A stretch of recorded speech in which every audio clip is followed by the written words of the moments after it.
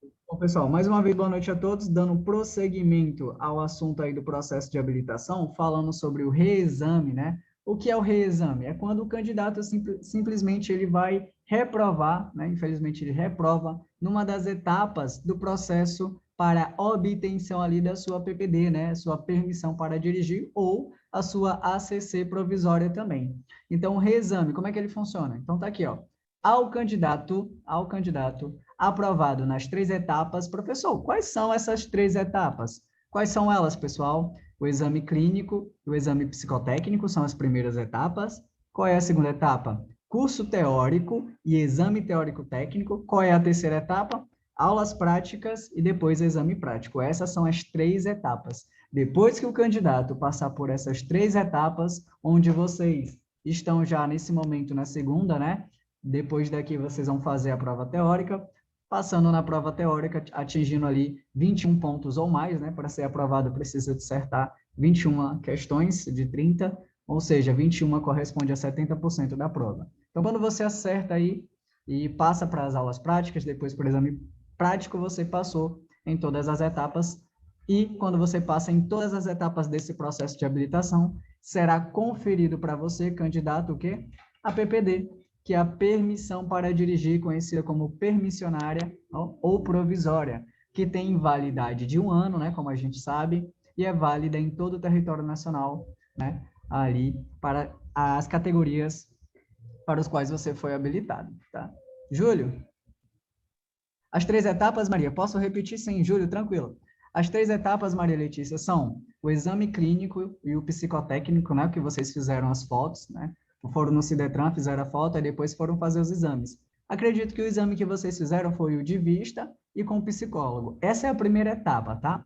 Essa é a primeira etapa. Após a primeira etapa, qual é a segunda? É o que a gente está vivenciando a partir de agora, que é esse curso teórico de 45 horas, né? Com os assuntos de legislação, direção defensiva, primeiros socorros, meio ambiente e cidadania e, por fim, mecânica básica.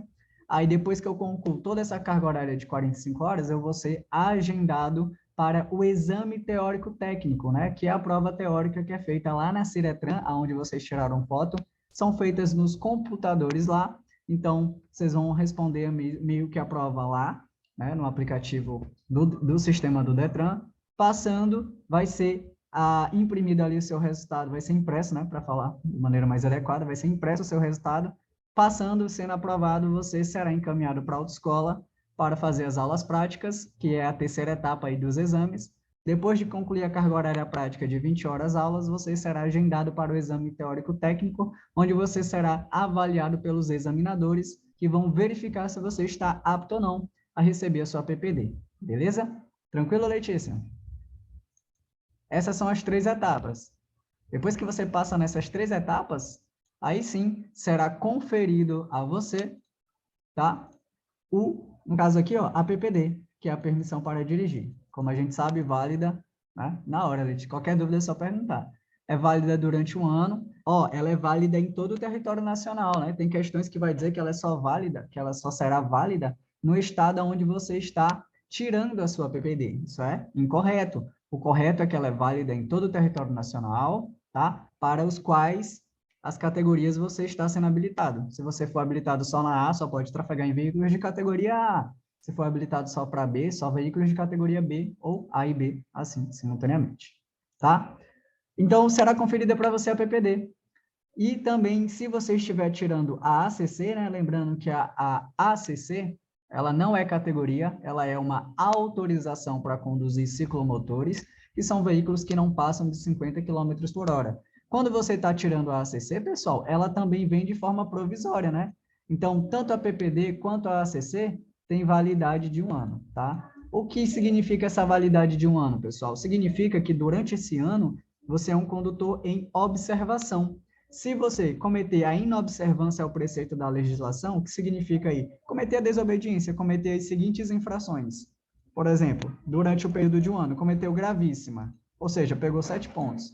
Cometeu grave, pegou 5 pontos. Ou foi reincidente em infração média, média é 4 pontos, certo? Só que tem que ser reincidência, ou seja, tem que cometer 2 infrações de natureza média no mesmo ano. Então, em caso de reincidências em infrações médias, faz com que a sua PPD ou a ACC provisória será ali cassada. E a cassação desse documento significa a anulação, significa que ela torna teu documento de habilitação sem efeito, torna ali ele sem efeito. Então, basta você rasgar que ele não vale mais, fazendo com que o candidato tenha que se reabilitar de novo do zero a qualquer tempo, tá? Então, se você perde a PPD hoje, amanhã, se você deseja dar entrada no processo de habilitação, já pode.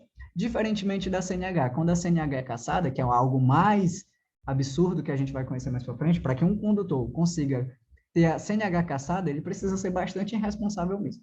Então, ali já tem outros critérios. A gente está falando aqui da PPD, né? Então, tá aí. Ao candidato aprovado nas 3 etapas do processo, será conferida para você a PPD ou a ACC provisória, que tem validade de 1 ano. Mais à frente aqui, ó, o candidato poderá repetir o exame no qual tenha sido reprovado a qualquer tempo. Então, pessoal, aqui, ó, quando você passa, você vai ganhar sua PPD e vai ficar ali 1 ano sob observação normalmente. Não cometeu nenhum delito de trânsito que faz com que a PPD seja cassada. O que acontece? Após o vencimento da PPD, vai ser ali necessário que o candidato faça a solicitação da CNH, tá? Quando eu falo CNH, significa que é a CNH definitiva, de fato é a definitiva, tá? Então, significa que você já passou da PPD e já está com a CNH. Então, professor, quando é que eu faço essa solicitação? Após o vencimento da PPD. A PPD venceu hoje e amanhã eu pego e faço a solicitação da minha CNH, tá?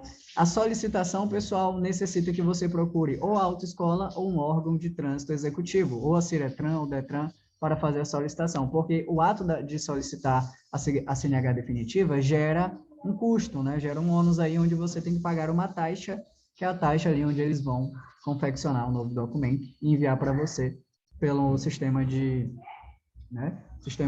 envio adequado, como os correios, enfim. Eles vão te mandar de alguma maneira, tá? Então, quando você é aprovado, você recebe sua PPD. Mas quando você reprova, o que acontece? Então, o candidato, ele poderá repetir o exame no qual tenha sido reprovado a qualquer tempo.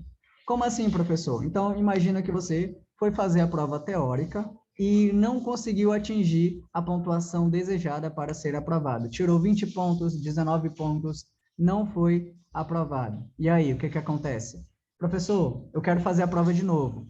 O texto fala que eu tenho que fazer a prova, né? Eu posso fazer a prova a qualquer tempo. Esse a qualquer tempo não significa que você pode ali na hora, no ato, naquele momento que recebeu o resultado, você quer pagar para fazer a prova novamente, tá? Não funciona dessa maneira. Porque tem toda uma tramitação em torno do resultado do seu exame. Por exemplo, eu reprovei na teórica, aí eu quero pagar R$70 para fazer na hora. Não tem como, porque teu resultado tem que ir para o sistema, depois de ir para o sistema, tem que solicitar a taxa de repetição, pagou a taxa deu baixa, aí quando a taxa dá baixa, que está liberado de novo o teu Renasce para fazer de novo o agendamento para a próxima data de prova. O que acontece? Esse a qualquer tempo, ele significa aqui que não existe um prazo a ser esperado. Por quê, professor? Porque antigamente, antes do a qualquer tempo, pessoal, funcionava da seguinte maneira. Pode fazer, João Igor, pode fazer até acertar, tá? Você pode fazer quantas vezes você quiser. Só lembrando que o teu processo de habilitação, ele tem validade de quanto tempo? 1 ano, né? Então, tu tem 1 ano para tirar sua habilitação. Então, durante esse ano, você pode fazer a prova quantas vezes você desejar, tá? A única coisa ruim é que vai gerar um custo, né? Sempre você vai ter que pagar a taxa de repetição para que possa ser agendado novamente, tá? Esse a qualquer tempo significa que você não tem um prazo a esperar. Como assim, professor? Antigamente, como eu queria falar para vocês, o candidato ele tinha que esperar 15 dias após o resultado do exame para fazer uma nova prova. Tinha que esperar 15 dias. E só após o 16º dia é que, de fato, pessoal, ele poderia ser agendado. Então, imagina comigo, hoje é 13/9, né? 13/9. Você fez a prova hoje, reprovou, aí a próxima data de prova tem para o dia 20. Teu resultado está no sistema, gerou toda a tramitação, você pagou a taxa está liberada para te agendar, mas você não vai poder fazer prova aqui no dia 20. Por quê? Porque do dia 13 ao dia 20 não se passaram-se os 15 dias. Olha como isso era ruim. O teu processo, ele já tem validade de 1 ano, 12 meses. Aí você tinha que esperar 15 a 15 dias de um mês para poder ser agendado para uma nova prova. Aí fica ruim. Então, o a qualquer tempo tirou essa questão de esperar obrigatoriamente 15 dias. Ou seja, o sistema bloqueava por 15 dias o candidato de ser agendado para a prova. Agora não, você a qualquer tempo pode fazer. Não significa que é instantâneo, né? Mas daqui a 2 dias já dá para fazer, depois de 3 dias já dá para fazer. Enfim, então funciona dessa maneira. Então, a qualquer tempo significa que você não tem prazo a se esperar. Não tem um prazo obrigatório. Então, tá aqui, ó. Quando você reprova também, pessoal, não existe a obrigatoriedade de treino complementar. Lembrando que esse reexame que eu falo aqui, esse a qualquer tempo, ele serve tanto para reprovação na prova teórica, tão quanto para a prova prática, tá? Então, quando você reprova na prática também, no exame teórico, né, no exame de direção veicular, que é o prático mesmo, quando você reprova nele, e você quer fazer a prova novamente, não tem prazo a se esperar, qualquer tempo. Bom, só que as provas em Pedreiras, como eu expliquei para vocês, elas só funcionam mês a mês. Então, mesmo que você esteja já liberado, tem que esperar as datas de prova, porque a banca que vem de fora, né, para fazer os exames aí com os candidatos à obtenção ali da sua provisória, tá? O que significa a qualquer tempo é que não tem prazo, ou seja, não existe prazo. Então, o sistema não fica bloqueado, né, para não ser agendado, tá bom? Deu para entender, pessoal, o que eu quis dizer aqui, o que eu quis falar para vocês? Professor, eu reprovei na prática, né? Eu estava fazendo exame e reprovei.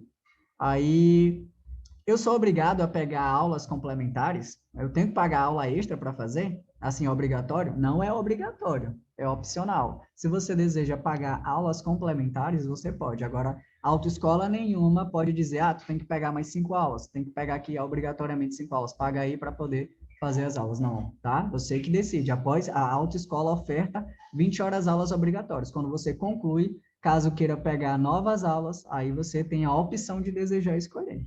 Agora, não é obrigatório. O curso teórico é obrigatório fazer de novo? Não, mas eu posso entrar como ouvinte? Sempre que quiser, pode entrar como ouvinte. Então, funciona assim. Se você é aprovado em todas as etapas, será conferido para você a PPD. Reprovou, vai fazer o reexame a qualquer tempo, né? Então, você pode repetir o exame ao qual tenha sido reprovado a qualquer tempo, significando ali que não necessita esperar um prazo para fazer a prova novamente. Então, teu processo tem validade de 1 ano inteiro. Então, durante esse 1 ano, você tem a liberdade total de fazer quantas provas for necessárias, até o prazo acabar. Claro que a gente vai passar de primeira, né? Bom, a gente vai falar aqui, pessoal, da solicitação da CNH, tá? Solicitação. Como eu falei para vocês, a PPD tem validade de 1 ano, não é verdade? Quando ela vence, é necessário que o candidato, ou o condutor agora, né, porque ele já está habilitado, solicite a CNH definitiva. É muito comum pessoas que tiraram habilitação em outras autoescolas chegarem lá na Dallas e chegarem assim, por que minha CNH definitiva não chegou? Minha PPD venceu, por que não enviaram?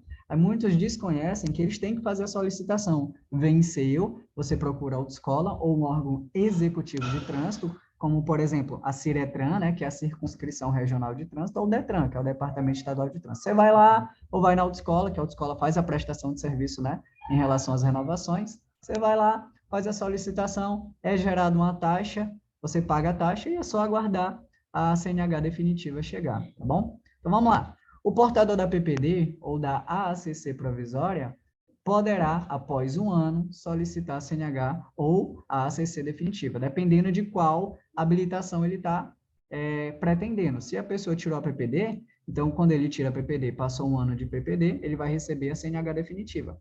Se o condutor está tirando a ACC, né, que não é habilitação, é uma autorização, não é uma categoria de habilitação, mas uma autorização para conduzir ciclomotor, e ela vem de forma provisória, após 1 ano ela vai vir a ACC definitiva, né?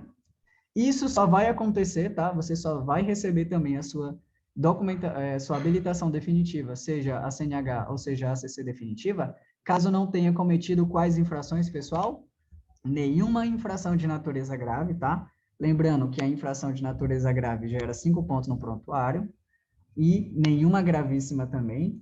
Cometeu grave, gravíssima, já era, já perde a provisória, tá? Já acabou. Você não tem o que fazer, não tem o que recorrer, só perdeu e vai ter que se reabilitar do zero novamente, passando por todas as etapas do processo novamente, tá? Então, cometeu uma grave, cometeu uma infração gravíssima, já era. Professor, dá um exemplo de infração de natureza grave para a gente. Dirigir sem o cinto de segurança, pessoal. Quando você é um adulto, né, e dirigir sem o cinto de segurança também, por exemplo, é infração de natureza grave. Então, no ato de uma fiscalização, o cara viu que você estava sem o cinto de segurança, abordou você na fiscalização, reteu o veículo, né, o veículo ficou retido, aí ele chegou lá, fez uma autuação, que a gente chama de AIT, que é o auto de infração de trânsito, onde ele vai lavrar, ou seja, lavrar significa preencher aquele bloquinho clássico. Ali, ó, ele não está te multando naquele momento, ele está lavrando o que está acontecendo. Aí aquela lavratura vai ser enviada para a autoridade de trânsito, onde a autoridade de trânsito vai fazer ali uma análise de consistência, saber se o auto de infração está ok, está tudo certo, está tudo devido, para futuramente fazer aplicações das penalidades, como multas ou até mesmo a cassação do seu documento. Professor, dá um exemplo de infração gravíssima. Por exemplo, transitar manuseando o telefone celular, ultrapassar uma parada obrigatória. Professor, não tinha ninguém passando, mas eu transpus uma parada obrigatória. É infração gravíssima? Sim. Transpor o sinal vermelho. Né? Então, tudo ultrapassar em pontes, ultrapassar a próxima faixa de pedestre, são infrações de natureza gravíssima. E o pior ainda, são com fatores agravantes em 5 vezes, essas de ultrapassagens que eu acabei de mencionar. Então, cometeu essas infrações, a tua PPD já era, vai ser cassada. E a cassação, ela torna-se ali sem efeito a provisória. Acabou, né? Então, vai ter que ser habilitado zero novamente, tá? Então, não pode cometer nenhuma infração grave ou gravíssima. E não pode também ser reincidente em infrações médias. O que é reincidência? É persistir naquele ato, cometer de novo aquele ato lesivo, tá? Um exemplo de infração média, professor: jogar, arremessar qualquer coisa para fora do veículo. Tem gente que gosta de trafegar ou dirigir lanchando, o que já não pode, que inclusive já é infração média. Aí você pegou, estava ali tomando uma coquinha enquanto dirigiu, jogou a lata para fora. Além de ser um desrespeito com o meio ambiente, é considerado infração de natureza média. Então, imagina que você pegou 4 pontos no seu prontuário. Só essa faz com que eu perda a minha PPD? Não. Você tem que ser reincidente em infrações médias. Aí, meses depois, você passando ali num dia de chuva, passou numa poça d'água e aquela poça d'água que você passou com tanta velocidade gerou um jato de água que foi arremessado diretamente a um pedestre que estava passando na calçada. E tinha um agente de trânsito na hora, viu o ato, parou você e fez a autuação. É outra infração de natureza média, né? É gerar detrito sobre pedestres, é infração média. Então, você acaba de pegar duas infrações médias e ambas são de tipificações diferentes, não são a mesma, né? Não precisa ser a mesma para ser reincidência. Foram duas médias, só que de casos diferentes. Totalizando aqui, 4 mais 4, 8 pontos. Então, se você pegou reincidência em infração média, faz com que você tenha ali a PPD cassada, tá, pessoal? Então, cometeu essas infrações durante um ano, você, de forma alguma, vai ter acesso à sua CNH definitiva ou, se estivesse no processo de ACC, a ACC definitiva, tá? Pessoal, a não obtenção da CNH, o que significa a não obtenção da CNH? Significa que, de alguma maneira, você cometeu infrações lesivas que fizeram você perder a sua PPD, né? Então, a não obtenção da CNH obriga o candidato a reiniciar todo o processo de habilitação. Professor, quando é que eu posso reiniciar todo o processo de habilitação? A qualquer tempo. Anderson, quer tirar alguma dúvida? Fica à vontade. Professor, em questão, aquelas pessoas que já dirigem, né, sem habilitação, tem alguma penalidade? Dirigir sem habilitação, pessoal, pelo politicamente correto, se houvesse fiscalização, é simplesmente infração gravíssima com fator agravante em 2 vezes. Certo. Ok, professor, obrigado. Mas a gente sabe que a realidade, às vezes, é um pouco diferente. Às vezes, a fiscalização ela é um pouco mais leve, né? Ela não vai penalizar tanto isso. A não ser que a pessoa que não possua ali sua habilitação seja uma pessoa irresponsável, né? Agora, muita gente releva, a pessoa precisa trabalhar, né? É uma pessoa de bem, aí tá tudo bem. Mas, pelo politicamente correto, é infração gravíssima, viu? Não pode, não poderia. Tá bom, obrigado. Na hora. Então, pessoal, tá aqui, ó, essa obrigatoriedade, quando você não consegue atingir ali o objetivo de ter, né, a obtenção da sua CNH definitiva, está no artigo 148, no parágrafo 4º aí, do Código de Trânsito Brasileiro. Professor, preciso memorizar artigo? Não se preocupe, tá? Os artigos estão aqui só para você ver onde você pode encontrar essas informações. Não precisa ficar memorizando artigo. Eu gosto de mencionar alguns especificamente, porque esses que eu mencionar com mais ênfase, alguns deles você tem que memorizar não o artigo em si, mas o texto que ele traz, tá? O texto que ele vai trazer. Mas não se preocupe que a gente vai ter tantas aulas que isso vai ficar chiclete na nossa cabeça. Então é isso.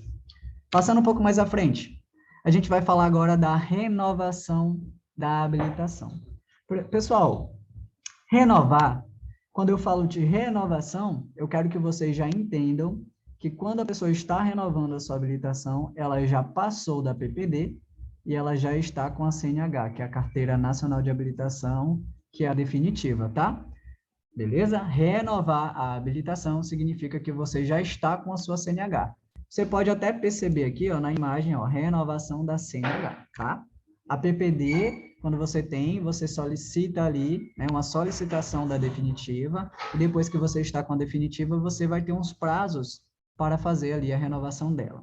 Professor, e o que é renovar a habilitação? O que significa renovar? Pessoal, renovar nada mais é do que o ato de você ser submetido a exames. Exames esses que visam comprovar ali, num determinado período de tempo, como está você, né? A sua questão psíquica, o psicológico, como está a sua saúde física, como está a sua saúde mental. Então, a renovação da habilitação consiste em você ser aprovado nos exames físicos e mentais e no psicológico. Só que no psicológico, tá aqui entre parênteses, ele diz o seguinte, ó, só se você exercer atividade remunerada. Professor, o que é esse exerce atividade remunerada? Que é o código EAR. É o seguinte, pessoas que utilizam da sua CNH para fins de trabalho, para fins de profissão. Eu, por exemplo, sou um instrutor de trânsito credenciado pelo Detran, né? E atuo aí profissionalmente pela Autoescola Dallas. Eu, na minha habilitação, tenho o código do EAR. Significa que eu tenho e exerço atividade remunerada utilizando minha habilitação, tá? Então, eu exerço atividade remunerada. E o que isso significa? Significa que quando eu for renovar a minha habilitação, eu sou obrigado a fazer tanto o exame físico e mental e o psicológico. Então, eu sou submetido a 2 exames. Então, o senhor está querendo dizer que quem não exerce atividade remunerada, quem não tem um código do EAR, fará apenas um exame? É isso. Quem não tem o EAR faz só um exame. Qual é? O físico e mental. Físico e mental. Não precisa do psicológico. Agora, professor, eu não tenho EAR, mas pode acontecer na hora de eu ser obrigado a fazer os 2 exames? Pode sim. Isso depende do sistema. Como é que a gente sabe? Só dá para saber consultando, tá? Quando a pessoa precisar renovar, aí você procura um órgão de trânsito ou procura a autoescola lá, a gente consegue fazer a consulta a partir do sistema, a gente olha os dados, né, no prontuário do condutor para saber se vai estar lá a obrigatoriedade de fazer os 2 exames. Mas o certo é, se não tem o EAR, se não exerce atividade remunerada, é para cair apenas um exame. Mas, se tem o exerce atividade remunerada, é obrigatório fazer 2 exames, que é o físico e mental e o psicológico. Certo, pessoal? Entendido nessa parte? Tranquilo?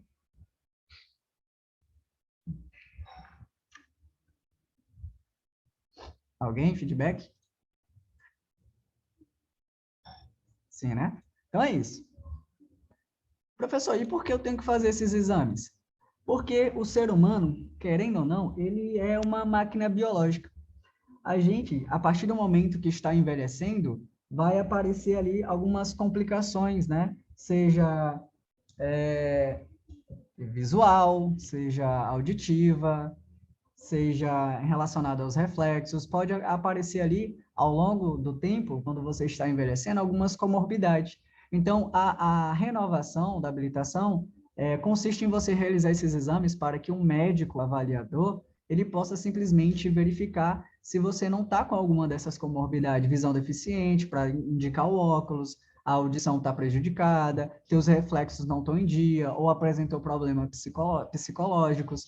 Por quê? Porque quando você está com esses problemas, você pode acarretar perigo na sua direção. para o trânsito. Isso pode acarretar tanto perigo para a sua integridade física, bem como para as outras pessoas que dividem o trânsito com você. Então, isso pode ser muito perigoso e pode fazer com que haja o acontecimento de acidentes de trânsito, e a gente sabe que a razão principal da criação do CTB é evitar ou tentar diminuir o grande número de acidentes de trânsito, como a gente viu na aula passada. Então, é por isso que é feita aí as renovações. Mas, professor, existe prazo para renovação? Existe.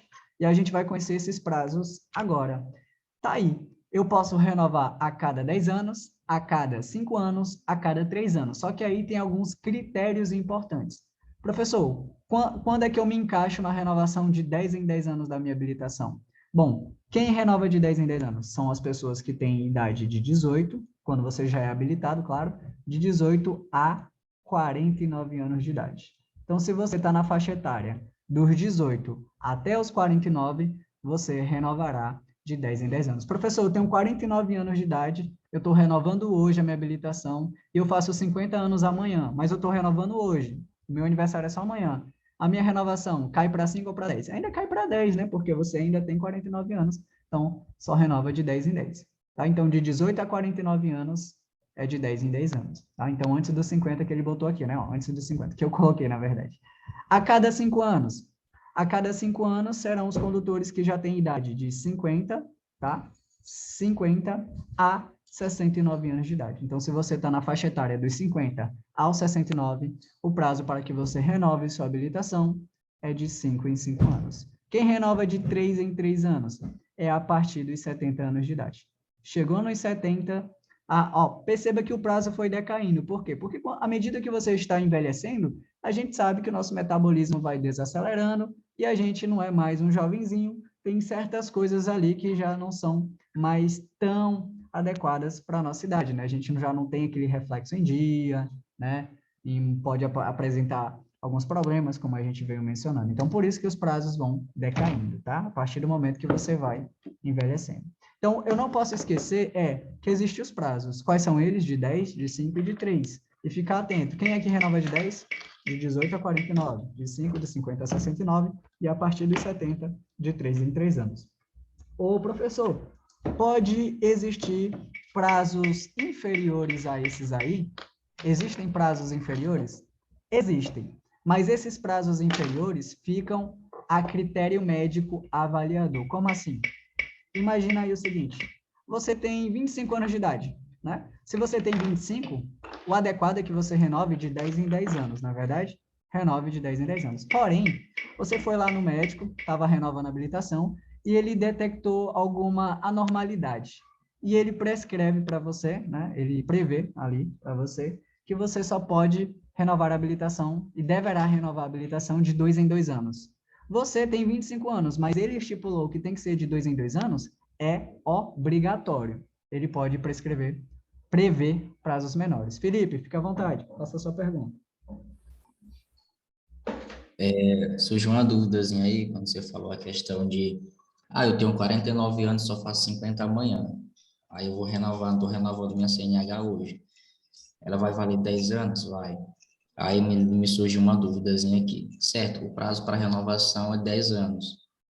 Mas você pode renovar antes de fechar os 10 anos? Por exemplo, eu tenho 23, então eu já fiz aqui as contas na cabeça de quantas vezes eu vou ter que renovar até os meus 50. E aí veio a questão, quando eu fizer 43, eu tenho mais 7 anos. Então eu teria que passar até os 53 anos para me renovar de novo. Eu poderia renovar antes, no caso, quando eu tiver 49 anos, para que ela passe a valer 10 anos de novo, para me aproveitar essa oportunidadezinha aí de ganhar mais 7 anos em cima desses 3, não sei se você entendeu. Entendi. Pode sim, meu querido. Você pode, quando é a CNH, se você desejar renovar antecipadamente, você pode, não tem problema nenhum. Você pode renovar antecipado, se desejar. Você procura a autoescola e diz que quer fazer uma renovação, tá? Pode sim. Não tem problema nenhum. Mas geralmente é corriqueiro, já é mais comum, né, que as pessoas renovem dentro do prazo de renovação mesmo. Mas pode. Tá? Aí, por exemplo, você deu esse exemplo, né? Me veio um exemplo na cabeça. Você tem aqui, por exemplo, 47 anos de idade. Aí você está no prazo ainda de 6 anos para vencer sua habilitação. Aí quando chegou bem aqui nos 49, você deseja renovar de novo, para ganhar, ó, mais 4, né? Então é esse o caso que você está falando, não é isso?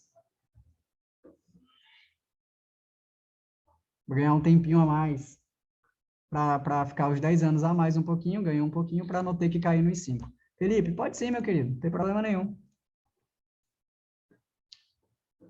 Pelo menos já vi muita gente renovar antes mesmo do prazo, tá? Não tem problema nenhum. Inclusive, se não der, porque o sistema, ele provavelmente pode fazer um bloqueio, mas até então não tem problema nenhum, pode sim renovar antecipadamente. Mas a gente só tem certeza de fato, Felipe, quando vai fazer o processo, quando vai abrir o processo, porque precisa ser analisado o prontuário, tá? Então, isso de fato só dá para saber mesmo com mais certeza quando abre o prontuário para fazer uma análise, mas não tem problema nenhum, não tem nenhum impedimento que impossibilita você desejar renovar antecipadamente a sua CNH, tá? Professor, transitar com os documentos vencidos, né? Transitar com os documentos vencidos. É infração de que natureza, por exemplo? Transitar com a CNH vencida, pessoal, há mais de 30 dias, é simplesmente uma infração de natureza gravíssima, tá? É infração de natureza gravíssima. Então, tem que estar com os documentos em dias, tá bom? Passando aqui adiante, ó. Bom, a gente está falando aqui da renovação, agora a gente vai abrir um parênteses para as categorias C, D ou E. Por quê? Porque quando eu falei de renovação aqui, ó, renovação para todas as categorias, de A até E, tem que fazer os exames, né? O mental, o físico e o psicológico, se tiver o EAR. Só que para os condutores que já têm a categoria C, a categoria D ou a categoria E, vai ter um terceiro exame, que é obrigatório também, que é o exame toxicológico, onde o exame toxicológico visa aferir se o condutor ele não é usuário de alguma substância psicoativa, né? Algum tipo de droga, álcool. Então, o exame toxicológico ele visa detectar se você não é usuário de alguma substância ali ilícita, tá? Isso está no CTB, no artigo 148A do Código de Trânsito Brasileiro, tá? Então, visa aferir se você não está usando, né, ou utilizando de nenhum entorpecente, tá? Então, para quem está com a categoria C, D ou E, além dos exames padrões que vocês acabaram de ver aqui, tem que fazer obrigatoriamente o toxicológico, tá? Ó, uma coisa interessante, o médico examinador poderá estabelecer prazos menores, foi o que eu falei para vocês, quando ele julgar necessário. Então, você não importa se você tem 18, se você tem 20, se você tem 40, mas se o médico detectou, se você tem ali alguma anormalidade, ele detectou alguma comorbidade, que é necessário reduzir o prazo, ele tem autonomia de jurisdição para fazer isso, tá? Ele pode reduzir o prazo quando julgar necessário. Pronto. Agora, professor, quem faz o toxicológico é quem tem categoria C, D ou E. A e B não faz toxicológico, tá? É a partir da C, D ou E. Tá bom? Falando um pouco mais do toxicológico, para a gente entender melhor sobre ele, os condutores aí, ó, das categorias C, D e E deverão submeter-se a exames toxicológicos para a habilitação e renovação da Carteira Nacional de Habilitação, segundo o artigo 148A do Código. O que ele diz aqui, ó? O exame toxicológico precisa ser refeito a cada período de 2 anos e meio. Ou seja, pessoal, independentemente do prazo da sua renovação da CNH, o exame toxicológico precisa ser feito a cada 2 anos e meio. Imagina que você tem 26 anos de idade, tá? E você tem aqui a categoria D de dado. Você tem a categoria D, né? A partir da C, D ou E, tem que fazer o toxicológico. Você renova sua habilitação de 10 em 10 anos, ó, de 10 em 10. Só que nesse intervalo de 10 em 10 anos, a cada 2 anos e 6 meses, né? Cada 2 anos e meio, você tem que estar renovando o toxicológico antecipado. Professor, não renovar o toxicológico ou deixar ele vencido há mais de 30 dias é infração? É infração de natureza gravíssima, ou seja, a gravíssima leva 7 pontos no prontuário do condutor, e a multa, pessoal, naturalmente não é de 293,47 centavos? É sim, só que isso aqui tem o que a gente chama de fator agravante, ou seja, será multiplicada por 5 vezes o valor. Olha o quanto é sério não renovar ou deixar vencido o exame toxicológico. Você vai pagar uma multa aqui de R$ 1.467,30. R$ 1.467,35, basicamente. R$ 1.467,35. Olha o quanto é sério, pessoal, não renovar toxicológico. Ou melhor, deixá-lo vencido há mais de 30 dias, tá bom? Então, isso é muito importante. Isso, muitas vezes, é comum de cair em prova. Beleza? Então, a cada 2 anos e meio, ele tem que ser renovado. O exame de que trata esse artigo buscará aferir o consumo de substâncias psicoativas que, comprovadamente, comprometam ali a capacidade de direção e deverá ter janela de detecção mínima de 90 dias, nos termos das normas. O que significa essa detecção mínima de 90 dias? É o seguinte, professor, eu fiz o toxicológico, né? Fui fazer. E foi detectada alguma substância psicoativa. Foi detectada alguma. É infração? Não, não é. Mas isso vai gerar para você uma suspensão, tá? Você será suspenso, tá? E o prazo de suspensão é de 90 dias ou 3 meses, né? Dependendo da unidade de tempo que pode cair. Mas geralmente é dias. Nesse caso aqui é dias, tá?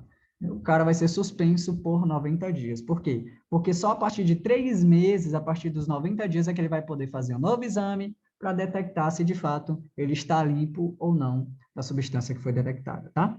Professor, pode ser exame de sangue, pode ser da urina, mas geralmente é feita pelo pelo, tá? Geralmente é mais comum, que é mais prático, né? Você tira ali os cabelos das pernas, eles pegam aquele pelo para fazer ali a verificação, se você é ou não usuário de alguma substância psicoativa, tá bom? Professor, ser reprovado no exame não é infração, mas gera suspensão. Mas deixar o toxicológico vencido, ou seja, passou do prazo dos 2 anos e meio, né? Você está mais de um mês atrasado para fazer ali o exame toxicológico, é aquela infração gravíssima, com fator agravante em 5 vezes, e além disso vai gerar suspensão do direito de dirigir de 90 dias. Por quê? Porque você não pode dirigir, foi detectado, ou o toxicológico está vencido. Então, você vai ser suspenso por 90 dias. Só após os 90 dias é que você pode, né, de fato, voltar a dirigir. Dirigir o quê? Categoria C, D ou E, né, que são obrigatórios para o exame toxicológico. Qualquer dúvida, podem levantar a mão ou ligar seu áudio e tirar, tá? Qualquer dúvida. Então, tá aqui, pessoal. Conduzir veículos para os quais se exijam as categorias C, D ou E, com toxicológico vencido há mais de 30 dias, constitui infração gravíssima, como eu falei para vocês, que vai levar aqui, ó, 5 vezes o valor da multa gravíssima, e além disso, leva a outra penalidade, né, que é outra sanção que vai ser imposta ao condutor infrator, que é a suspensão do direito de dirigir. Pessoal, sobre penalidades, a gente conhece um pouco mais elas, com mais ênfase, lá no assunto de infração, mas só adiantando, quando eu falo suspensão, é um prazo determinado pela autoridade de trânsito, onde ele prevê, dentro daquele prazo, o seu direito, né? Ele tira o seu direito de dirigir. Não significa que você perdeu sua habilitação, não, tá? Você só está suspenso. Você não pode dirigir naquele período compreendido. E se eu tentar burlar, professor, a suspensão? Aí já é sério. Tentar burlar uma suspensão ou for pego durante uma suspensão pode gerar a cassação da CNH. E já gera a cassação, porque você está infringindo ali, né, uma penalidade muito severa. Então, pode. E a suspensão do direito de dirigir, nesse caso do toxicológico, é de 90 dias, tá? Professor, fazer o teste e ser reprovado não é infração, mas deixá-lo vencido, sim, é infração, tá? Qual é a coisa comum entre eles? É o prazo de 90 dias de ser suspenso. Foi detectado durante o exame, só vai ser suspenso, não tem infração. Mas venceu, né? Tem infração e 90 dias de suspensão.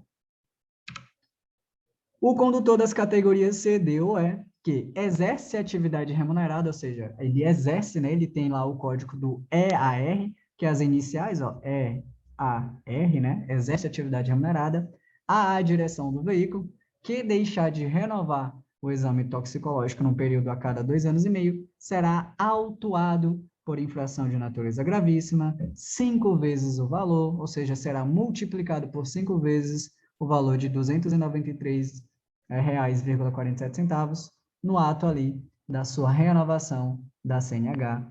Isso está aí no parágrafo único do artigo 165B do Código de Trânsito Brasileiro, que é o CTB, né? CTB nada mais é do que um livrinho. Quem é que vai aplicar essas penalidades? Fica a responsabilidade dos órgãos, né, de trânsito que fazem parte do Sistema Nacional de Trânsito. Bom, tudo ok aqui, pessoal? Tudo tranquilo? Deu para entender todos esses pontos que eu acabei de passar? Que agora a gente vai entrar num assunto bem legal também, que é sobre as categorias de habilitação. Tudo ok? Só o feedback para a gente poder continuar.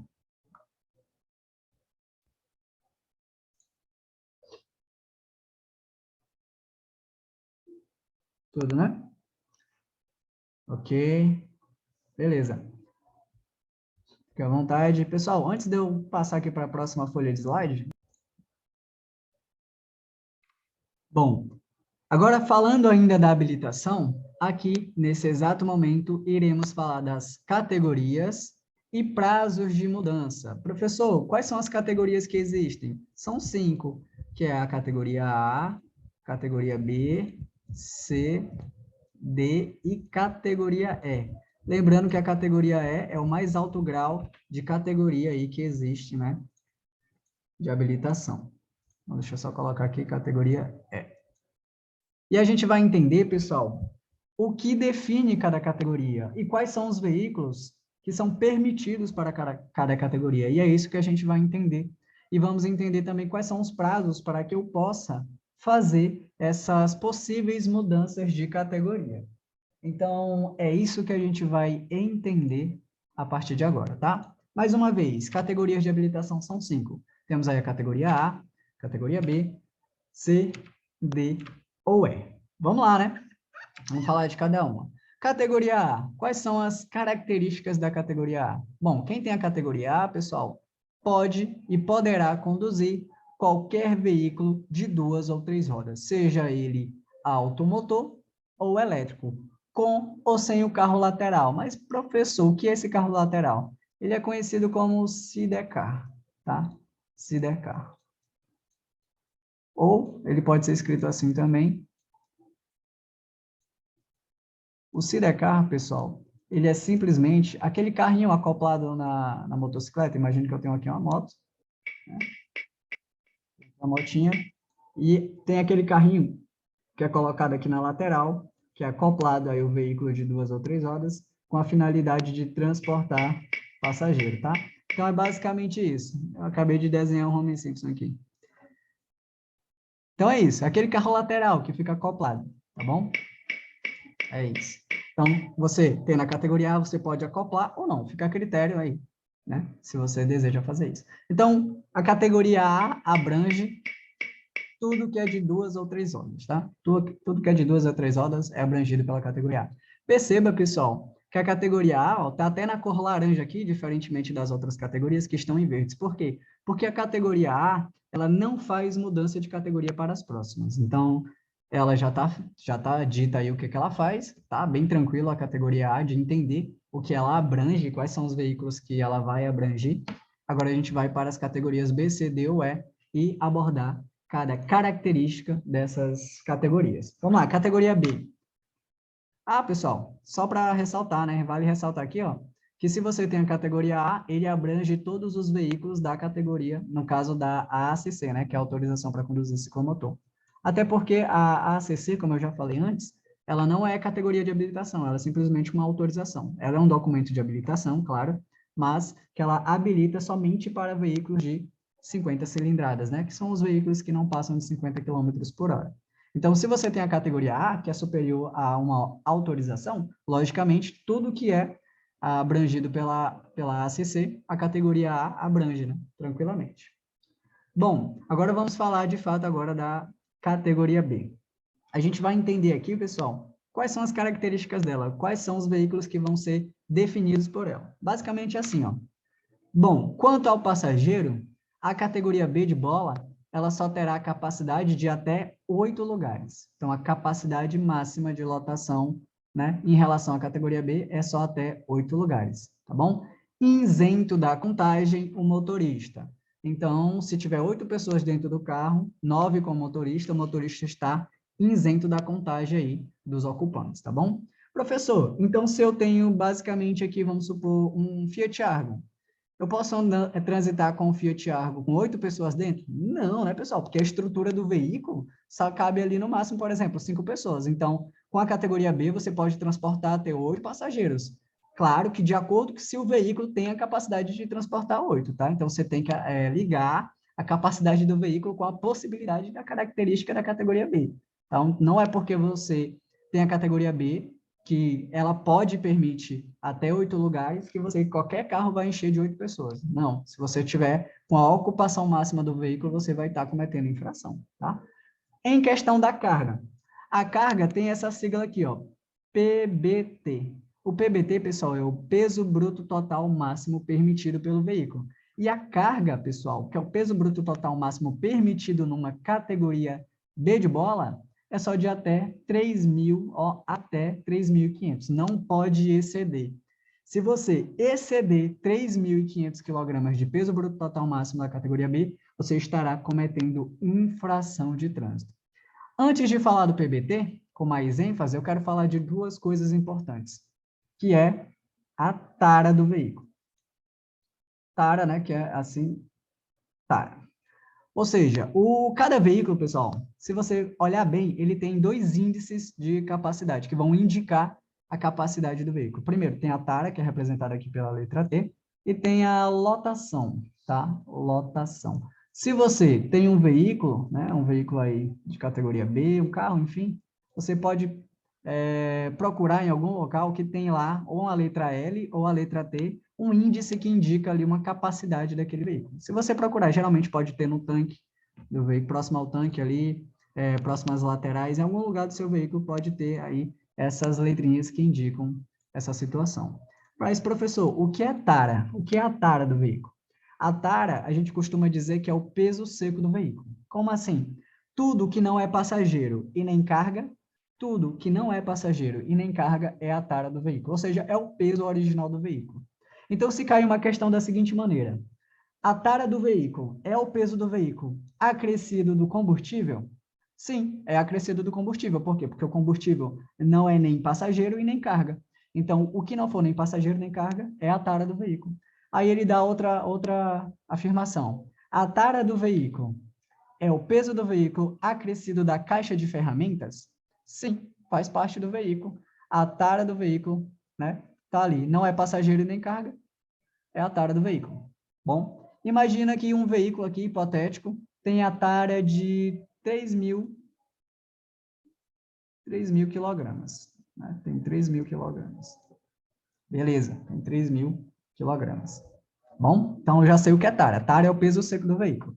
Se não tem nem carga nem passageiro naquele veículo, aquele peso dele ali, seja com combustível, seja com a caixa de ferramenta ou com qualquer outro apetrecho lá dentro, é a tara, beleza? Imagina Ou que então com o pneu de step, né, professor? Também, meu querido, muito obrigado aí pela contribuição. O pneu de step também faz parte do veículo, é a tara. A tara já conta como peso, né, do veículo. Então, tara é isso.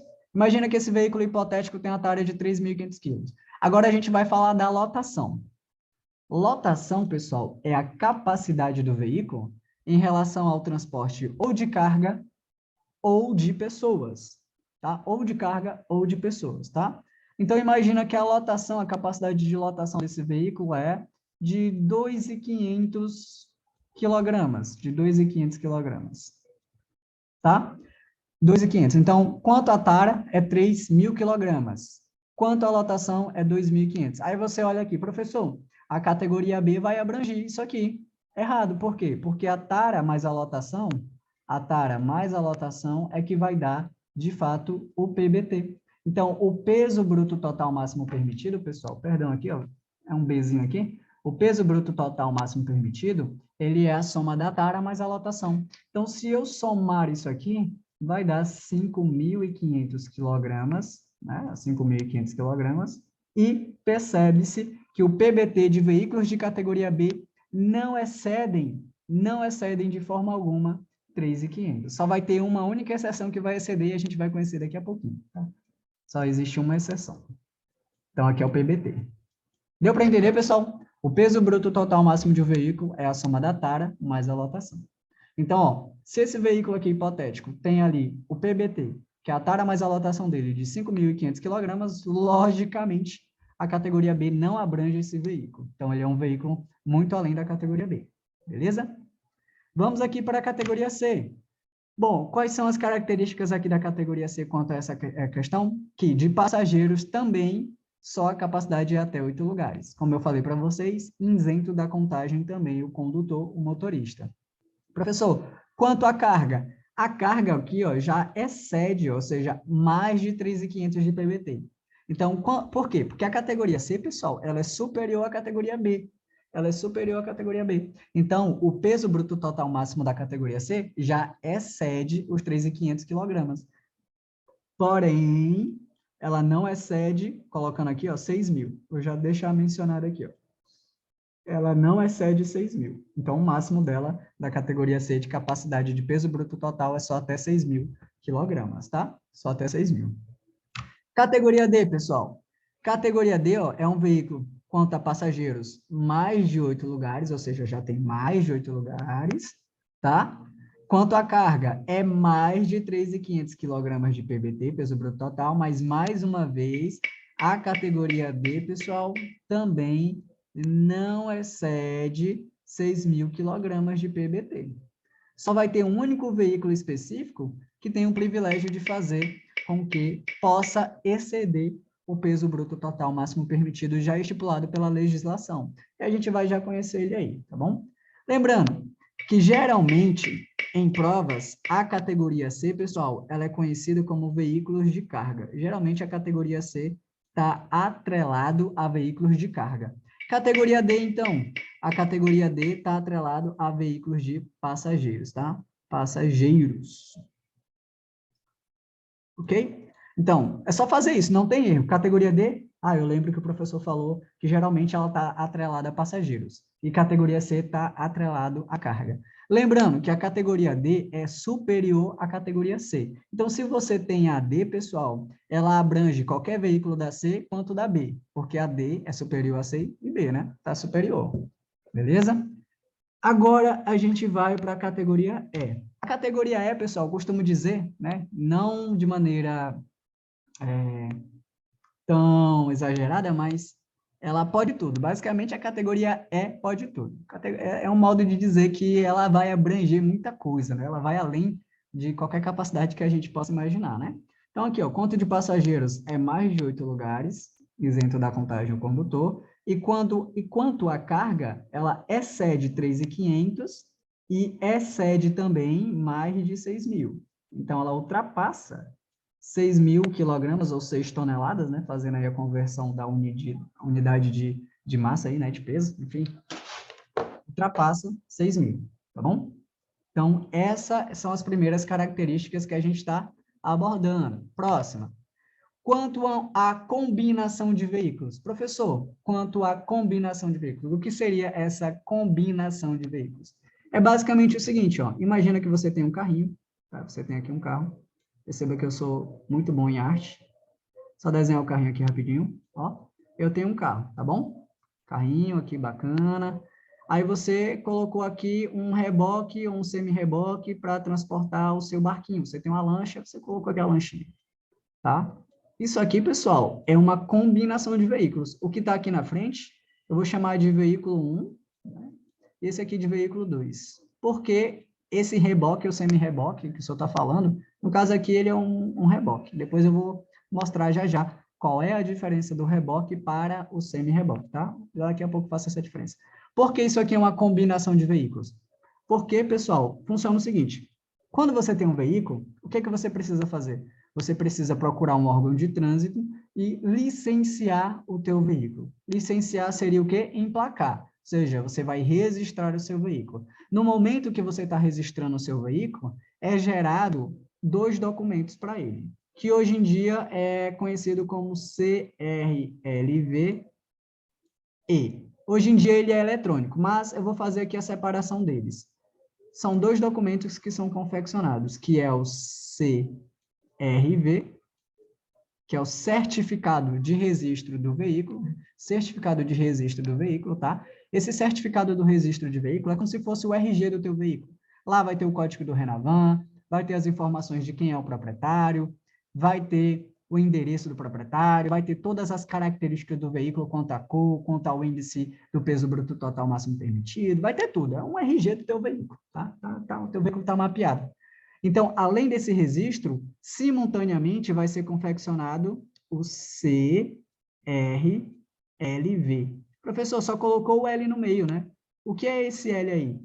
O CRLV é o Certificado de Registro e Licenciamento do Veículo. É o licenciamento anual, que é conhecido como CLA também, que é o Certificado de Licenciamento Anual, que é aquele documento de porte obrigatório que vocês conhecem como licenciamento do veículo. Ou seja, o licenciamento do veículo, pessoal, a documentação do veículo está ligado ao proprietário e diretamente ligado à placa do veículo, né? Ou seja, vamos supor que teu veículo ele é de natureza particular. Então, lá no documento vai dizer que ele é particular e ele vai ter uma placa característica que identifique que ele é de natureza particular. Ah, tu quer trabalhar com o teu veículo. Tu quer que teu veículo seja de natureza comercial. Você quer trabalhar, você quer transportar carga ou quer transportar pessoas. Lá vai ter uma placa dizendo, informando que aquele veículo é para aquela atuação, né? Bem como, pessoal, esse outro aqui, ó, é outro veículo independente. Então, esse rapaz que é o veículo 1 é um veículo independente e esse 2 também é um veículo independente. Quer dizer que para esse outro aqui, ó, será fabricado um CRV também e um CRLV dele mesmo, que é o licenciamento dele. Então, você vai pagar 2 licenciamentos para o veículo 1 e esse reboque aqui. Quer dizer que para o meu reboque, o meu CRM-reboque, vai ter uma placa própria só para ele, uma documentação própria só para ele, e eu vou ter que pagar o licenciamento dele, o IPVA dele, o DPVAT dele, tudo dele? Sim, vai ter, porque é uma combinação de veículos. Então, funciona dessa forma, tá? Eu não quero nem entrar muito em detalhes na questão da documentação do veículo, porque eu vou falar mais à frente. É só para a gente ter noção que esse veículo 1 e o veículo 2 são veículos independentes, né? Não tem a mesma placa, cada um tem a sua própria documentação, né? Lembrando que o CRV também é conhecido como DUT, Documento Único de Transferência. Esse CRV aqui, pessoal, que é esse primeirozinho aqui, ó, ele não é de porte obrigatório, tá? Já o CRLV é de porte obrigatório, né? Que é o licenciamento que você tem que trafegar com ele, né? Você está pagando o privilégio de usufruir do seu bem, né? Que é um absurdo. Eu acho um absurdo. Cobrar IPVA, cobrar licenciamento, eu acho um absurdo. Mas é o Brasil, né? Tá aí. São dois veículos diferentes. Beleza? Entendido isso, então, quando a categoria B ela é uma combinação de veículos, o peso bruto total máximo dela também será de 3.500 kg, não excede. Por exemplo, esse veículo aqui está com um PBT de 3.000. O PBT dele está 3.000. E o PBT desse aqui está 500. Perceba que está ok, né? Está ok. 3.000 mais 500, 3.500 está dentro do limite. Agora aqui era 600, aí ultrapassou, não pode, né? Essa combinação de veículos aí excedeu a capacidade máxima da combinação de veículos da categoria B. Então, era esse ponto que eu queria chegar. Então, mesmo como combinação de veículos, a categoria B só pode ir até 3.500 kg de peso bruto total. E a capacidade de passageiros também continua a mesma, até 8 lugares, isento da contagem aí o condutor, tá bom? Tá tudo claro, pessoal? Tá dando para entender tranquilamente? Deixa eu ter um feedback de vocês. Sim, está sim, está tudo tranquilo. Beleza. Vamos lá. Continuando. Então, agora a gente vai para a mesma situação da categoria C, e assim sucessivamente para as demais. Categoria C, vamos lá. Quanto à combinação de veículos, que é a mesma situação, né? Quanto à combinação de veículos, perceba que a capacidade máxima é até 6.000, que é a mesma situação aqui da carga. Então, a categoria C, quando combinação de veículos, a capacidade máxima de PBT, que é o peso bruto total máximo, permitido pelo veículo, que é a soma da tara mais a lotação, é só até 6.000 kg. E quanto à capacidade de lugares, ainda continua 8 lugares. Tranquilo. Categoria D. A categoria D, quanto à combinação de veículos, é até 6.000 kg, né? Percebe-se que não se alterou, então mantém isso aí. Não pode exceder 6.000, é até 6.000. E quanto à capacidade de lugares, até 8 lugares. A categoria E, pessoal, quando ela é uma combinação, perceba que ela vai além de 6.000, que é o comum dela mesmo, tá? Ela vai além de 6.000, ó, mais de 6.000 kg de PBT. Perdão aqui, pessoal, um momentinho, falta aleatória. Estão falando aqui, pessoal, que a categoria E, quanto combinação de veículos, vai ter ali a capacidade de peso bruto total máximo permitido superior a 6.000 kg, tá? E, além disso, vai ter ali mais de 8 lugares, e pode ter mais de uma unidade acoplada, ou seja, mais de 2 unidades acopladas. Ou seja, a categoria E pode ter aqui, ó, o veículo, né? O veículo, aí pode ter uma unidade acoplada, 2, ou até 3 unidades acopladas, ou seja, mais de 2 ou 4 unidades, dependendo da capacidade desse veículo de categoria E, tá bom? Então, pode ter 2. Mais informações aí pertinentes diante das exigências de cada categoria. Vamos para cá, ó. Então, cheguei no ponto muito importante que é esse rapaz aqui, o motocasa. Pessoal, o motocasa, ou motorhome, né, do inglês, como pode ser motorhome, como pode ser apresentado, pode cair para vocês motocasa ou motorhome, tá? É mais comum cair motocasa. O motocasa, para todas as categorias B, C, D e E, para todas essas aqui, B, C, D e E, ela será a única exceção, o único veículo em exceção que pode exceder o peso bruto total já estabelecido. Por exemplo, o peso bruto total máximo estabelecido da categoria B é de 3.500, né? É até 3.500, não pode ultrapassar. Mas se for o motocasa, aí pode, ó, o motocasa pode ir até 6.000 quilogramas de PBT, e só não mudou a quantidade de lugares, né? Até 8 lugares. Mas, ó, a capacidade aqui, ó, ou de carga ou de lotação, pode ir aí até 6.000, tá? Não pode exceder 6.000, mas pode 6.000. Então, se perguntar numa prova qual é o único veículo que excede a capacidade de PBT de uma categoria B, C, D ou E, é o motocasa, tá? O motocasa é a única exceção. Daqui a pouco eu vou mostrar quem é esse motocasa e como ele é e quais são as curiosidades sobre ele, tá? Já mostrar. Outra coisa interessante, pessoal, imagina comigo que você tem a categoria B de bola, né? Você tem a categoria B e está pegando um veículo de categoria D. Você pegou uma van de categoria D, um micro-ônibus, enfim. Aí você está andando nele, aí só que quando você está transitando com ele, você é parado numa fiscalização, mas você alega que não tem nem pessoas e nem carga, ó. Você não está transportando carga e nem pessoas. Pode isso? Obviamente que não, porque não importa se você está transportando carga ou não. O que vale é o que está descrito no documento do veículo. Então, se o documento do veículo tem capacidades superiores para a sua habilitação, onde sua habilitação só leva aí, no caso a categoria B, hipoteticamente, só é até 3.500 de PBT, né, e até 8 lugares, logicamente você não pode estar trafegando no veículo incompatível. Transitar em veículo incompatível para a categoria ao qual você foi habilitado, mais uma vez, é infração de natureza gravíssima com fator agravante em 2 vezes, tá? E a gravíssima, com fator agravante em 2 vezes, leva também à suspensão do direito de dirigir, né? Que é uma suspensão direta. Além disso, né, como tem a suspensão, a pontuação nem precisa cair no prontuário, mas isso é uma coisa para outra aula. Então, motocasa é a única exceção. Categoria C, motocasa, ó, mais de 6.000, né? Porque a categoria C não excede 6.000 quilogramas, vai até 6.000, e aqui, ó, excedeu. Só continua igualmente, né? Até 8 lugares. Categoria D, motocasa pode exceder os 6.000 quilogramas de PBT, né? O peso bruto total máximo permitido, e excede também mais de 8 lugares.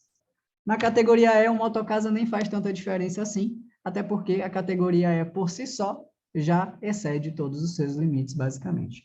Então, o motocasa só traz ali uma particularidade da própria categoria E, tá? Então, motocasa, mais de 6.000 quilogramas, a própria categoria E pode exceder mais de 6.000 de PBT e pode exceder também mais de 8 lugares. Outra curiosidade da categoria B. Ó, você com a categoria B pode transitar em veículos como trator de rodas e equipamentos agrícolas. Trator de rodas e equipamentos agrícolas. Com a categoria C, seria o trator de esteiras e equipamentos não agrícolas. Então, professor, quer dizer que com a categoria B eu posso transitar em veículos ali, equipamentos, só que agrícolas, né? Eles são do tipo agrícolas, como o trator de rodas, trator de esteiras, entre outros. O trator de esteiras aqui na categoria C são equipamentos não agrícolas, que eu posso transitar com a categoria C. Com a D, pessoal, na categoria B apareceu aqui o quadriciclo, né? Ó. Quadriciclo a gente já estava sabendo, quadriciclo é a categoria B. A categoria D aqui, ó, podemos transitar com ônibus articulado, tá? Um ônibus articulado. E essas são, pessoal, aí as características de cada categoria. Ficou alguma dúvida das características?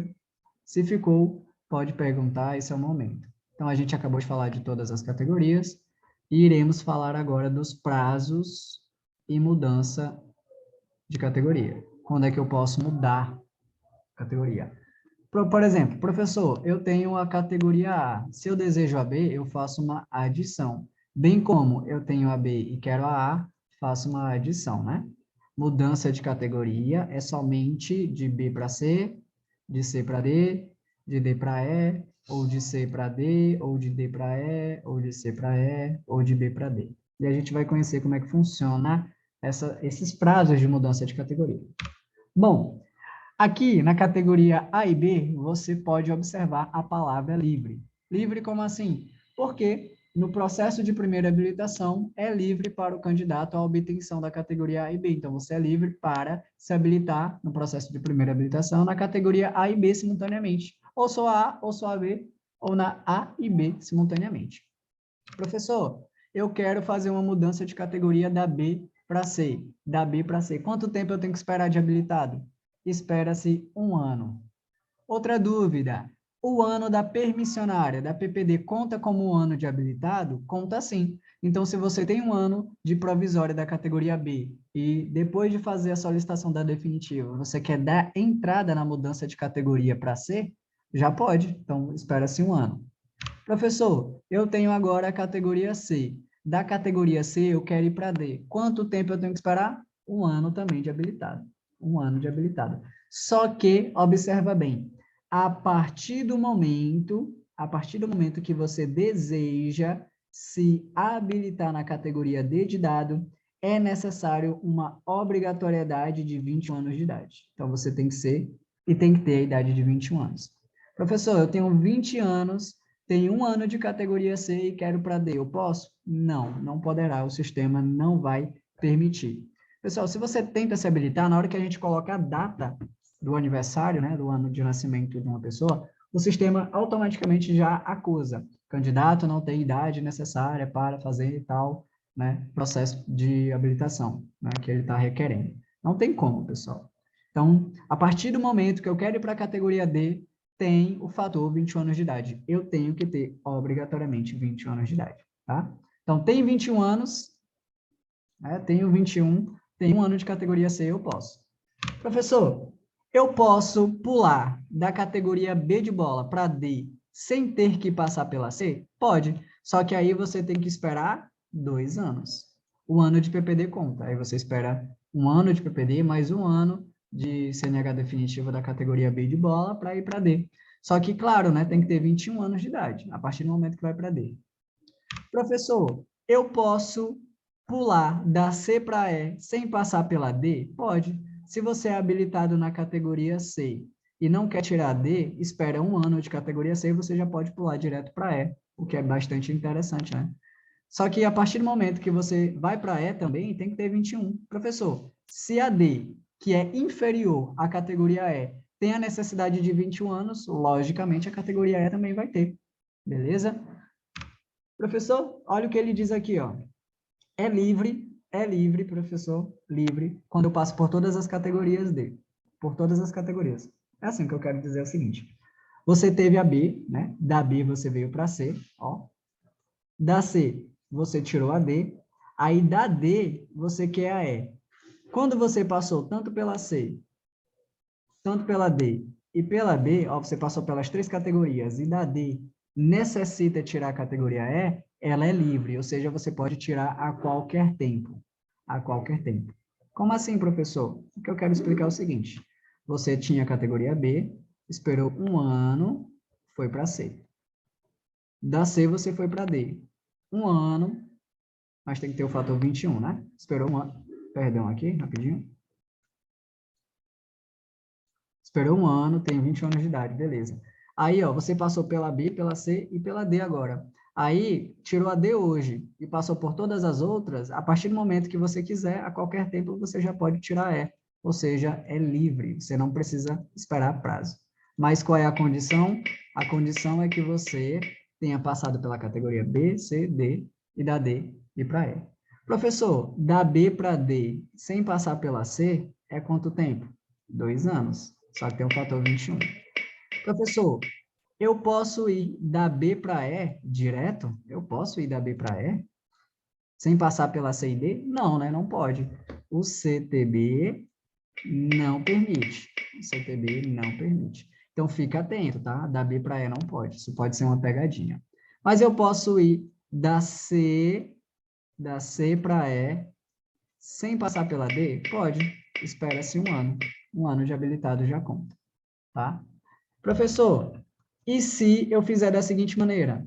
Eu tenho a categoria B, aí eu fui, solicitei a categoria D, e da D eu quero ir para a categoria E sem ter que passar pela C. Como eu não passei pela C, da D para E tem que esperar 1 ano, tá? 1 ano de habilitado. Logicamente, você tinha 21 aqui, então 21 anos de idade. Ficou claro, pessoal, as mudanças de categoria? Deu para assimilar quando é que eu posso mudar e de que maneira eu posso mudar?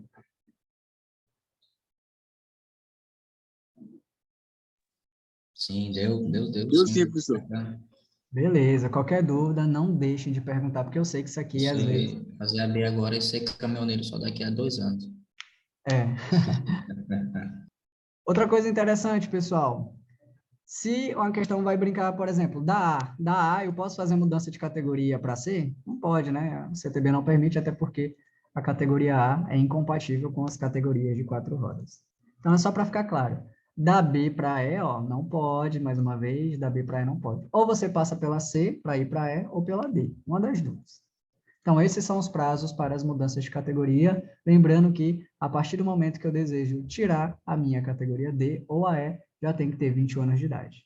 Uma coisa interessante é que tem aqui restrições que a gente precisa entender, que inibe ou impede que você possa fazer mudanças de categoria, e vamos entender quais são essas restrições. Professor, quando eu vou numa autoescola ou quando eu vou no órgão executivo de trânsito, quando eu vou lá saber sobre renovação, ou eu quero mudar de categoria, teu prontuário, pessoal, teu sistema informatizado lá, né, tua ficha no sistema informatizado, é sempre consultado. Então, o cara lá vai sempre consultar. Ou na autoescola mesmo a gente consulta. Consultar para quê?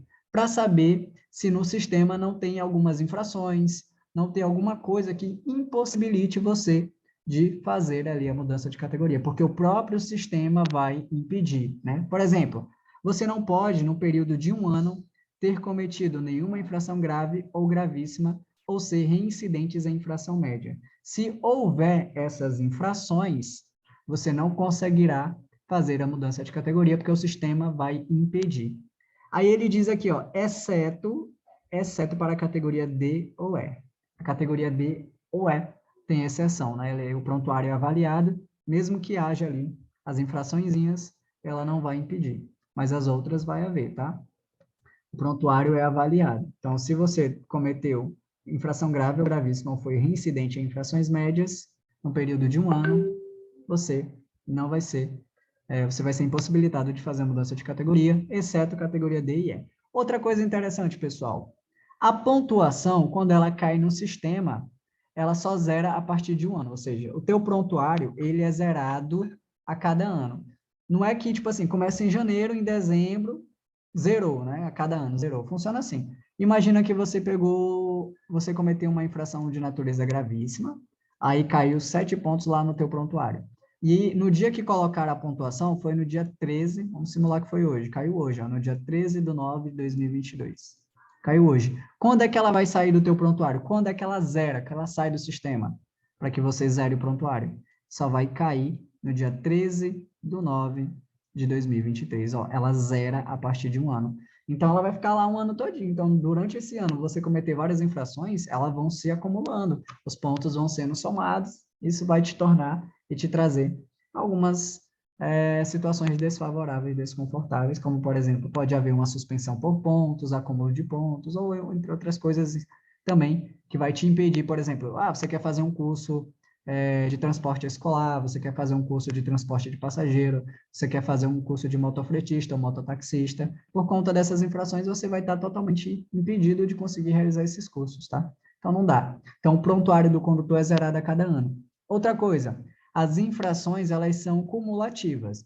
Se você comete 10 infrações num só dia, você vai responder por todas elas. Ah, eu cometi 2 infrações gravíssimas, então já vai começar lá 14 pontos no teu prontuário. Cometeu média, mais 4 pontos. Cometeu grave, mais 5. Vai somando até você ser suspenso pelo limite de pontos. Existe sim, Júlio, os limites tem, inclusive lá no assunto de infração a gente vai ver. Você pode ser suspenso quando atingir o total de 40 pontos, só que a gente vai entender quando é que a gente é suspenso com 40. Você pode ser suspenso com 30 ou 20 pontos, tá? Bom, para explicar aqui rapidamente, quando é que eu sou suspenso quando atinge o limite máximo de 40? É que na soma de pontuações, na soma desses 40 pontos, não pode existir nenhuma gravíssima. Então, você pegou aqui, ó, leve, 3 pontos, aí você pegou leve, pegou média, pegou grave, enfim, pegou essas aqui, ó.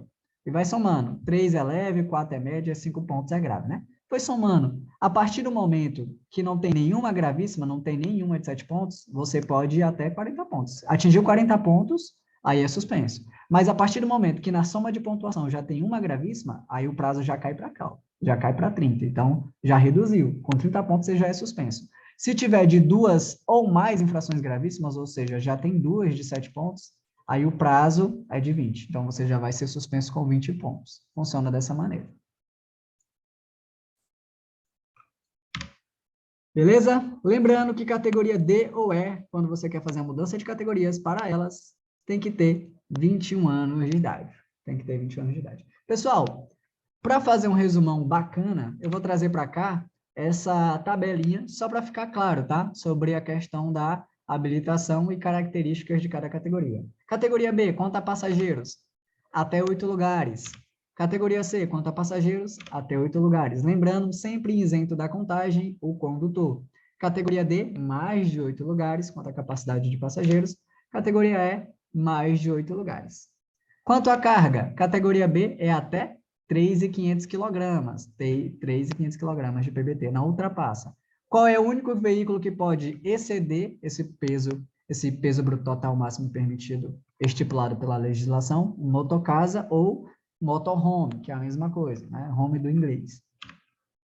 Categoria C, mais de 3.500 kg, porém, não excede 6.000, né? Não excede 6.000. Não excede. O máximo é até 6.000. O único que pode exceder aí é o motocasa. Categoria D, mais de 3.500, porém também não excede 6.000. Categoria E, excede 3.500, excede também 6.000 kg, né? De peso bruto total máximo permitido. Quanto à combinação de veículos, permanece para a categoria B a mesma coisa, até 3.500 e até 8 lugares. Para a categoria C, até 6.000 de PBT, até 8 lugares. Mesma coisa. Categoria D, até 6.000 de PBT, até 8 lugares. Categoria E, mais de 6.000 PBT, mais 8 lugares e mais de 2 unidades acopladas ao veículo. Conta a combinação de veículos, né? Motocasa. Motocasa num veículo de categoria B pode ir até 6.000 e até 8 lugares. Motocasa com a categoria C, mais de 6.000, mais de 8 lugares. Categoria D, mais de 6.000 PBT e mais de 8 lugares. E na categoria E, mais de 6.000 PBT e mais de 8 lugares. Lembrando que o PBT é a soma da tara mais a lotação, e é o peso bruto total máximo permitido. Beleza? Então, essas são basicamente aí as exigências de cada categoria e quando é que eu posso dirigir determinado veículo. Então, olho no documento, vejo as capacidades, aquele veículo está compatível com a capacidade da minha categoria, posso transitar nele, né, tranquilamente. Bom, antes de eu falar dessa parte aqui, pessoal, de veículos para exames, quero mostrar para vocês, apareceu um alerta aqui. Eu trouxe aqui um exemplo de veículo que pode ser transitado aqui pela categoria B de bola, né? Que é uma caminhonete que pode trafegar a 90 km por hora aí nas rodovias, né? E estradas federais, né? A gente vai ver depois aí sobre essa questão da classificação das vias. Mais para frente a gente vê qual é a velocidade máxima para cada via. Ó, caminhonete, tem diferença de caminhonete para caminhoneta, tá? E a gente vai ver essa diferença. A caminhonete é um veículo destinado ao transporte de carga, onde o PBT dela é de até 3.500 kg. A gente pode ver uma 4x4, uma Hilux, né? Essa Nissanzinha aí, ó, 4x4.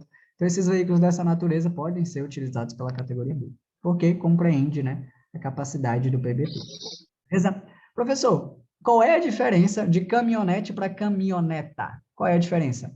Basicamente é o seguinte, a caminhonete, como vocês estão vendo, é um veículo de carga. Só que para acessar o compartimento de carga, você tem que sair do veículo e vir até aqui fora para acessar o compartimento. Você sai do veículo e acessa. Diferentemente da caminhoneta, a caminhoneta ela é um veículo misto. Ou seja, o que é um veículo misto? É um veículo que tem dupla finalidade. É tanto veículo de carga quanto para passageiro, né? Dentro do mesmo compartimento. E para acessar esse compartimento, você não precisa sair do veículo. Olha aqui um exemplo aqui, ó. Uma SW4, por exemplo, é uma caminhoneta.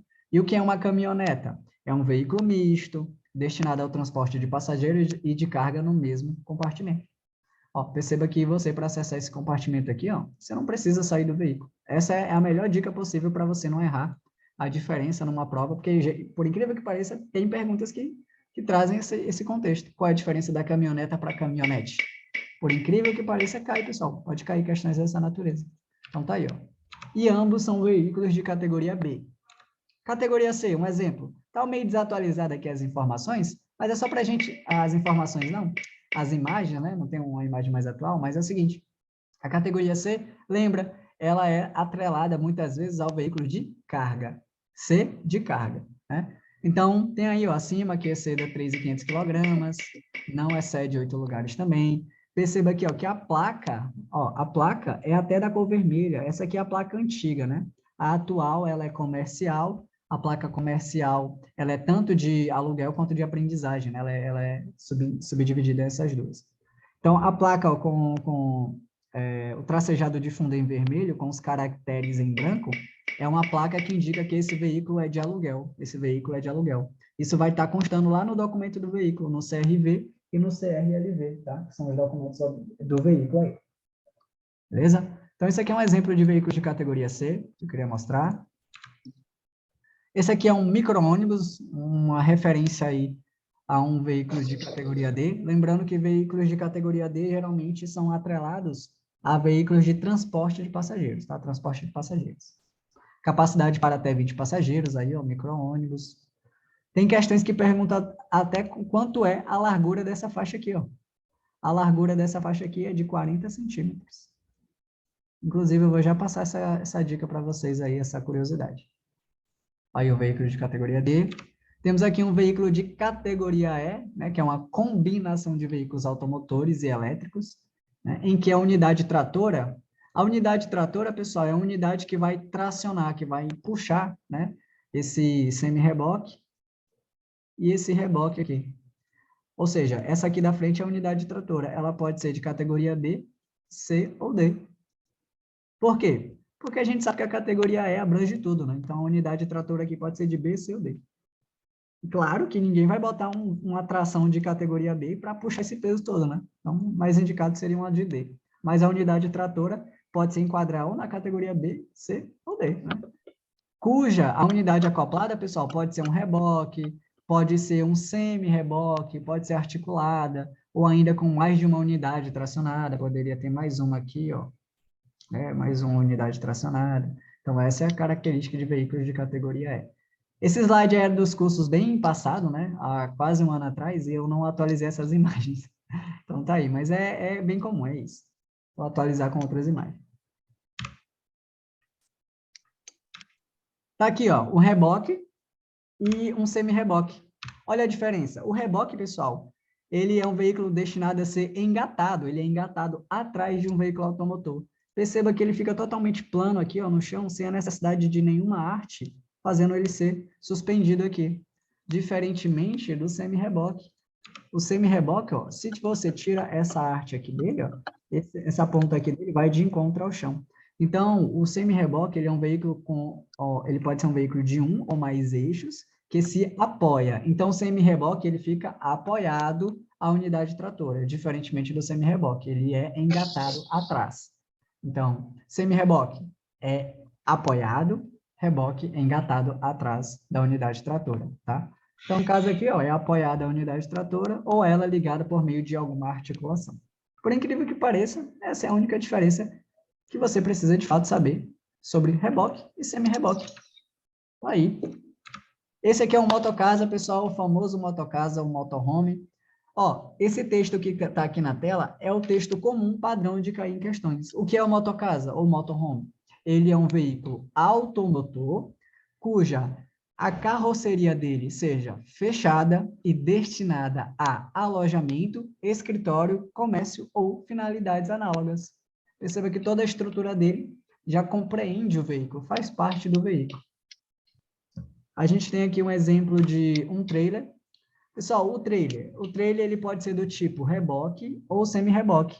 Ele pode ser do tipo casa, ele pode ter ali 2, 4 ou 6 rodas.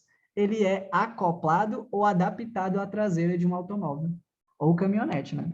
Ele é utilizado em geral em atividades turísticas como alojamento ou para atividades comerciais. Tem diferença do trailer para um motocasa, tá?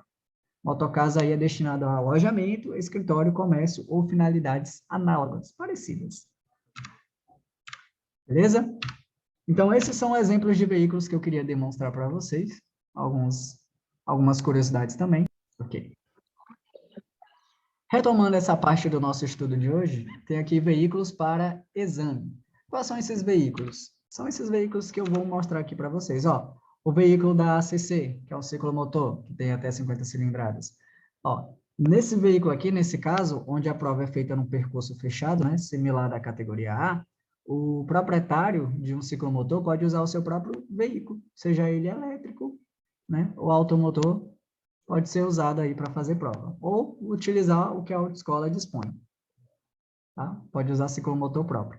Já as outras categorias, não. Tem que ser veículo mesmo da autoescola, que é credenciado pelo órgão de trânsito e licenciado para, de fato, ser um veículo para dia de exame. Ou seja, vai ter adaptado os pedais para o instrutor acionar em caso de risco, né? Qualquer perigo. Então, o veículo ele é todo adaptado para trazer mais segurança aí, tanto para o candidato que está aprendendo a dirigir, quanto para o instrutor que está lecionando, né, durante suas aulas. Categoria A, pessoal. Esse aqui é um exemplo, tá? Eu vou até ampliar rapidinho aqui, ó. Um veículo de categoria A. Uma curiosidade que eu quero trazer desse assunto é que perguntam muitas vezes a questão da cilindrada que é utilizada para a prova prática de categoria A. A cilindrada é acima ou mais de 120, tá? É mais de 120 ou acima de 120. Então, se perguntar qual é a cilindrada de veículos para exame de categoria A, acima de 120 ou mais de 120. É em questão da cilindrada.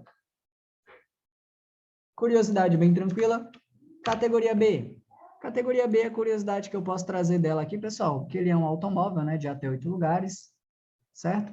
Onde ele vai trazer aqui, do lado direito aqui, ó, do instrutor, que ele fica aqui, tem uns pedais de segurança com freio e embreagem para que tanto o examinador quanto o instrutor possa utilizar em qualquer situação de risco. Professor, em dia de exame prático, se o examinador, por algum motivo, interferir na minha direção, o que que acontece? É falta eliminatória, ou seja, você estará eliminado. Se, porventura, o examinador caracterizar qualquer situação de perigo onde você não tomou uma atitude para se livrar do acidente ou qualquer ato que você não reaja, e ele, de alguma maneira, tomar a direção do volante ou pisar nos pedais, caracteriza falta eliminatória, reprovação na hora. Então, tem que ter muito cuidado. Inclusive, eu vou falar dessas faltas mais para frente. O que eu trago aqui de curiosidade também, além disso, é o seguinte. Tá vendo essa faixa aqui, ó, que tem o nome autoescola? Tem questões que, por incrível que pareça, gosta de perguntar qual é a largura dessa faixa. Se é de categoria B, a largura dela é de 20 centímetros. Parece estranho, né? Mas, às vezes, cai. Não é tão comum, não é corriqueiro, mas já vi acontecer. Bom, curiosidades da categoria C. A única curiosidade que eu vou trazer para vocês aqui é que a categoria C é um veículo de carga, onde o mínimo de carga que pode estar colocando no dia de prova é até 6.000 quilogramas, tá? Não tem outra curiosidade tão interessante para falar sobre isso. Aqui é só para mostrar mesmo esses veículos que são realizados para exame. Categoria D. Categoria D, passageiros, no mínimo, ó, 20 lugares, que é um micro-ônibus, né? A curiosidade interessante dele é que a faixa, né, lateral dele, que é o nome autoescola aqui, ela tem a largura de 40 centímetros. Se for de categoria B, é 20. Categoria D, dobra, vai para 40, né? Largura é de 40. É isso que eu queria passar. Categoria E. A categoria E, pessoal, é uma combinação de veículos, ou seja, no dia de prova vai ter ali a unidade tratora, além da unidade tratora vai ter ou possivelmente um reboque, um semi-reboque acoplado lá, e você vai fazer todas as etapas necessárias para que seja aprovado, tá? Claro que só é conferido o documento quando você passa em todas as etapas do processo que você está, né, passando por ele. Ou seja, se está no processo de categoria E, só vai ser conferido a tua categoria E quando você simplesmente, né, passar nos exames, tudo bonitinho, que é o exame prático. Então, ele é uma combinação de veículos, pode ter ali um semi-reboque acoplado de, no mínimo, também 6.000 kg de PBT, né, no mínimo, que pode botar uma cargazinha para que você saiba trabalhar com essa carga. Então, tá aí, pessoal. São essas as curiosidades que eu queria trazer aqui em relação aos veículos que são utilizados para exame, né, em dias de prova. Eu não tenho muito mais o que se falar sobre eles. Na próxima aula, a gente vai continuar a partir dessa temática aqui, onde a gente vai falar sobre cursos especiais que podemos fazer utilizando o transporte coletivo, né? Utilizando da nossa habilitação. Ou seja, onde a gente vai ter o código do EAR nela, que é o Exerce Atividade Remunerada. Então, a gente vai entender quais são os trabalhos que eu posso fazer, ou cursos que eu posso me especializar, utilizando a minha habilitação para ser um motorista profissional aí, em determinada área. Então, a gente vai entender sobre os requisitos que você tem que ter, as exigências do órgão executivo de trânsito, bem como a questão da carga horária de cada curso, enfim. É isso que a gente vai aprender na próxima aula. Eu vou parar por aqui a gravação, tá? Uma coisa interessante, pessoal, eu falei que categoria D e E, em exceção, não entra em infração grave ou gravíssima ou reincidente em média, tá? Só que se tiver mais de uma gravíssima, aí também o sistema não libera para fazer as mudanças de categoria para D ou E. O Darren Anderson está na aula, falta aleatória. Ah, tá aqui.